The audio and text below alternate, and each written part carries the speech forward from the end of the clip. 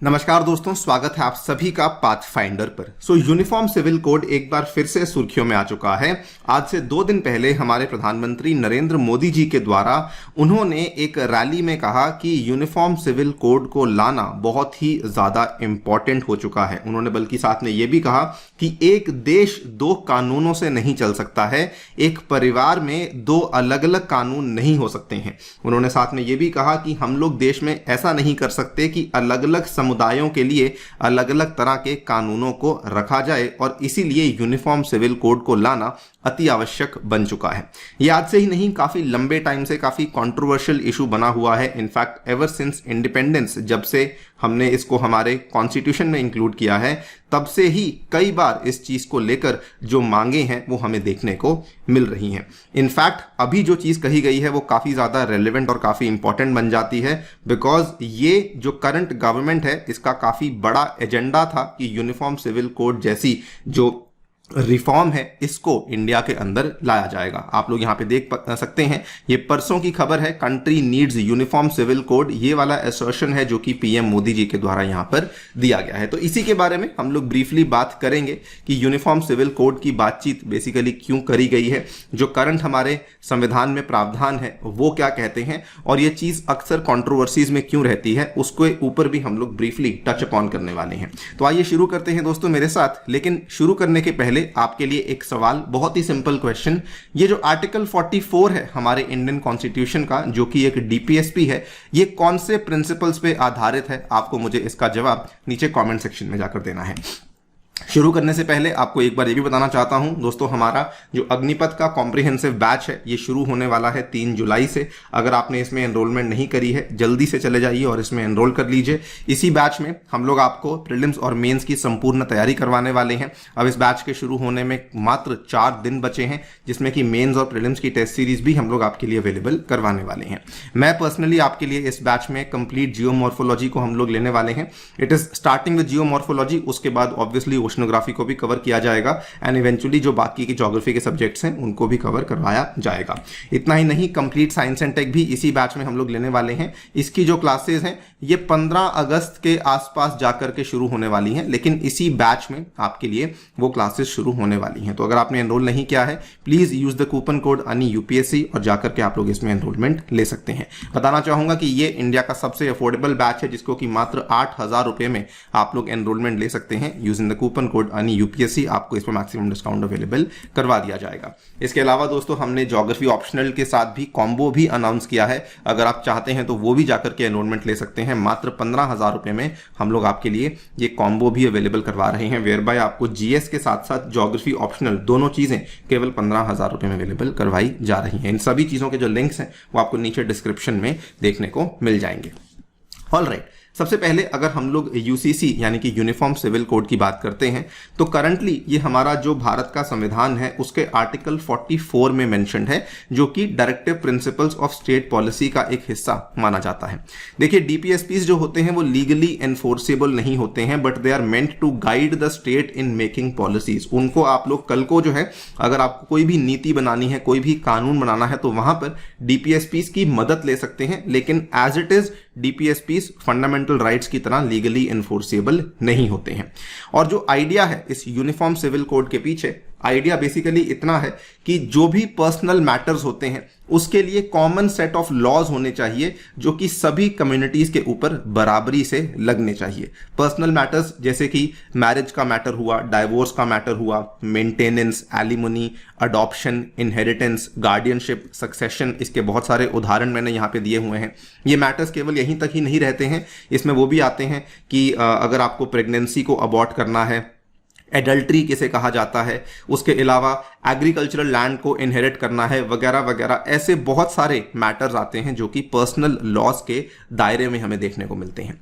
सो UCC ये कहता है कि अलग अलग समुदायों के लिए, अलग अलग धर्म के लोगों के लिए अलग कानून नहीं होना चाहिए, बल्कि एक सिंगल कानून होना चाहिए। फिर भले जो इंसान है वो किसी भी समुदाय को या किसी भी रिलीजन को बिलोंग क्यों ना करता हो, लेकिन जो कानून है वो सिंगल ही होना चाहिए।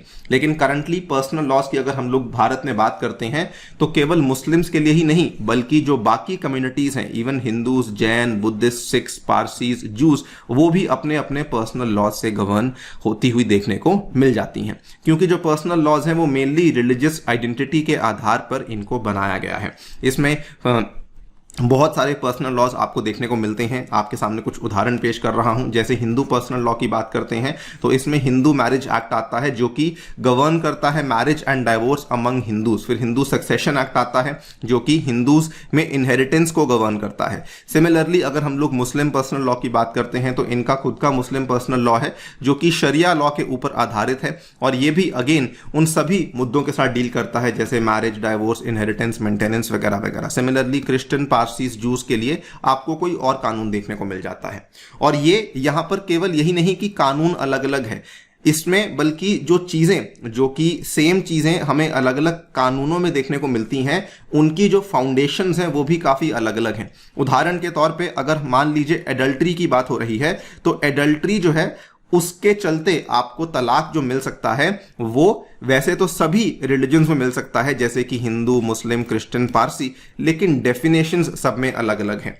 क्रिश्चियन वुमेन को कुछ और प्रूफ करना होता है, हिंदू वुमेन को कुछ और प्रूफ करना होता है वगैरह वगैरह। ये काफी कॉम्प्लेक्स है जो कि अलग अलग कानूनों में हमें देखने को मिल जाता है। In fact not just adultery, again जैसे मैंने कहा प्रेगनेंसी के केस में, अबॉर्शन के केस में, मेंटेनेंस, एलिमनी के केस में, जो ये पूरे के पूरे अलग अलग कानून हैं, इन सभी के जो मायने हैं वो हमें कंप्लीटली अलग अलग देखने को मिलते हैं depending on the religion, depending on the कानून जिसकी यहां पे बात चल रही है। सो बेसिकली पर्सनल लॉज की जब बात करते हैं तो इंडिया में हमें अलग अलग पर्सनल लॉज ही देखने को मिलते हैं। फिलहाल इंडिया में इकलौती स्टेट जहां पे हमें यूसीसी देखने को मिलता है, that is the small state of Goa, जिसने अपने कॉमन फैमिली लॉ को रिटेन किया था, known as the Goa civil code, after it was liberated from the Portuguese rule in 1961। और कहीं पर भी हमें फिलहाल यूसीसी इंप्लीमेंट होता हुआ देखने को नहीं मिलता है। अब रिसेंटली क्या हुआ है कि पीएम मोदी जब वो बीजेपी के बूथ लेवल वर्कर्स को एड्रेस कर रहे थे भोपाल में, और इनका जो ये पूरा का पूरा सेशन था, ये लाइव स्ट्रीम भी हो रहा था, उस टाइम पे इन्होंने कहा दैट भारत को सख्त जरूरत है एक यूनिफॉर्म सिविल कोड की, ये कहते हुए कि the country could not run with the dual system of separate laws for the separate communities. In fact just आज से एक हफ्ता पहले की बात है, 10 दिन पहले की बात है, जब लॉ कमीशन, 22वें लॉ कमीशन ऑफ इंडिया के द्वारा यहां पे डिमांड करी गई थी, सीख करा गया था कि अलग अलग suggestions from various stakeholders कि किस तरीके से हमें यूनिफॉर्म सिविल कोड को लाना चाहिए, क्या हमें लाना चाहिए या फिर नहीं लाना चाहिए। ये सारी की सारी सजेशंस जो हैं ये लॉ कमीशन ऑफ इंडिया के द्वारा मांगी गई थी, और एक तरीके से अब पीएम मोदी के द्वारा इस चीज को पब्लिकली कहा गया है कि जी हां, इसको लाए जाना काफी इंपॉर्टेंट है, और उन्होंने अपने स्टेटमेंट्स में बहुत सारे तर्क भी पेश किए हैं। इन्होंने कहा है, you tell me if in the same family there is one law for one member and another law for a second member, will that household be able to function? Can one run the country with such dual system? मतलब कि एक ही परिवार में क्या अलग अलग सदस्यों के लिए हम लोग अलग अलग कानून रख सकते हैं? फिर इन्होंने ये भी मेंशन किया कि यहां पर same rights for all the citizens had been mentioned in the constitution too, यानी कि इन्होंने आगे आर्टिकल 44 का जिक्र किया कि वहां पर भी तो मेंशन किया हुआ है, तो हम लोग इसको इंप्लीमेंट क्यों नहीं कर रहे हैं? And finally he also said कि सुप्रीम कोर्ट, सर्वोच्च न्यायालय भी टाइम एंड अगेन इस चीज के फेवर में रहा है कि हमें कॉमन सिविल कोड को लाने का प्रयास करना चाहिए, जो कि अगेन सच है, बिकॉज सुप्रीम कोर्ट के द्वारा अलग अलग जजमेंट्स में इस चीज को कहा गया है। इस साल की शुरुआत में बल्कि मेजर जजमेंट सामने आई थी, जनवरी 10, 2023 की बात है। सुप्रीम कोर्ट ने कहा था कि कोई भी पाबंदी नहीं लगाई जाएगी अगर कोई भी जो राज्य है वो यूसीसी को इंप्लीमेंट करने के लिए कोई भी पैनल को सेटअप करने का प्रयास कर रहा है। सुप्रीम कोर्ट ने उस टाइम पे क्या हुआ था कि गुजरात, उत्तराखंड में पैनल को सेटअप किया गया था, लेकिन इसके खिलाफ पीआईएल्स को पेश किया गया था, लेकिन वहां पे जो सुप्रीम कोर्ट के चीफ जस्टिस हैं डीवाई चंद्रचूड़ और साथ में एक और न्यायाधीश हैं पीएस नरसिम्हा, इन्होंने कहा था कि इस प्ली को हम लोग एक्सेप्ट नहीं कर सकते हैं, इस पीआईएल को हम लोग एक्सेप्ट नहीं कर सकते हैं, बिकॉज ये स्टेट का प्रेरोगेटिव है कि अगर वो लोग यहाँ पर कमिटी को बनाना चाहते हैं तो इसमें कोई भी प्रॉब्लम नहीं है। और ये तो इस साल की बात है, इसके पहले भी 1985 में शाह बानो वाला केस याद कीजिए, उस टाइम पर भी सुप्रीम कोर्ट ने कहा कि अब समय आ चुका है, हमें यूनिफॉर्म सिविल कोड को लाने की आवश्यकता है। उसके बाद इवन सुप्रीम कोर्ट ने एक और केस में जिसका नाम था जॉर्डन दींग्थ वर्सेस चोपड़ा, उसमें भी कहा था time has now come for the intervention of the legislature to provide for a uniform civil code. 1995 में सरला मुदगल केस में सुप्रीम कोर्ट ने इस चीज को फिर से दोहराया था कि हमें यूनिफॉर्म सिविल कोड जैसी चीज की आवश्यकता है, और उन्होंने कहा था कि हम एक तरीके से रिक्वेस्ट करते हैं लेजिस्लेचर को कि वो इस पे बैठकर बातचीत करें और कोशिश करें कि यूसीसी को जल्द से जल्द लाया जाए। So it is not just the government बल्कि इवन द सुप्रीम कोर्ट ने भी यहाँ पे कई बार इस चीज के फेवर में बात करी है। नाउ ऑब्वियसली ये मुद्दा काफी ज्यादा कंट्रोवर्शियल है। हमने यहाँ पर अगर कंट्रोवर्सी के केस में बात करें तो इसमें क्या होता है कि बहुत सारे जो इसके ओपोनेंट्स हैं उनका ये मानना है कि अगर यूनिफॉर्म सिविल कोड को लाया जाएगा तो जो अल्पसंख्यक समुदाय के लोगों के जो अधिकार हैं उनका हनन हो सकता है, बिकॉज एक तरीके से यूनिफॉर्म सिविल कोड अगर लाया जाता है तो उनके ऊपर ये थोपा जाएगा, जिसकी वजह से जो उनके खुद के अधिकार हैं वो शायद उनको नहीं मिल पाएंगे। इसके बाद जेंडर बैलेंस की भी बात करी जाती है। कहा जाता है कि कुछ कुछ कानूनों में ऐसा है, कुछ कुछ पर्सनल लॉज में फिलहाल ऐसा जेंडर बैलेंस बना हुआ है जिसमें कि स्पेसिफिकली अधिकार महिलाओं को भी दिए गए हैं। अगर हम लोग वहां पर एक यूनिफॉर्म सिविल कोड लेकर आते हैं तो शायद वो वाले अधिकार महिलाओं से छीने जा सकते हैं।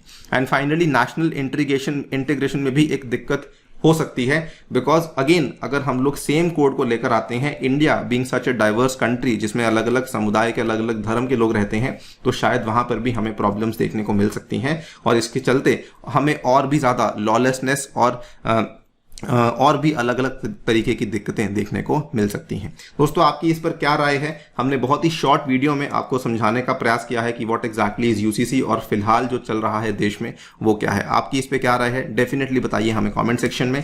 जाने से पहले पिछले जो हमने क्वेश्चन का आंसर था, दैट इज इसका जो डेरिवेशन है ये किया गया है from the liberal intellectual principle से आर्टिकल 44 को दोस्तों डिराइव किया गया है। इसके अलावा फिर से बताना चाहूंगा कि अगर आपने हमारे अग्निपथ बैच में अभी तक एनरोल नहीं किया है, प्लीज जल्दी से जाइए एनरोलमेंट कर लीजिए। ध्यान रखिए you have to use the coupon code ANI UPSC, तभी आपको मैक्सिमम डिस्काउंट अवेलेबल हो सकेगा। हिंदी माध्यम में भी बैच अवेलेबल है जो कि 15 जुलाई से स्टार्ट होने वाला है। इसमें जाकर के भी आप लोग एनरोलमेंट ले सकते हैं। एंड CSAT बैच में भी आप लोग जाकर के एनरोलमेंट ले सकते हैं starting from the 1 July. Dedicated batch आपके लिए CSAT का अवेलेबल करवाया जा रहा है। Thank you so much for listening. Stay tuned and stay safe.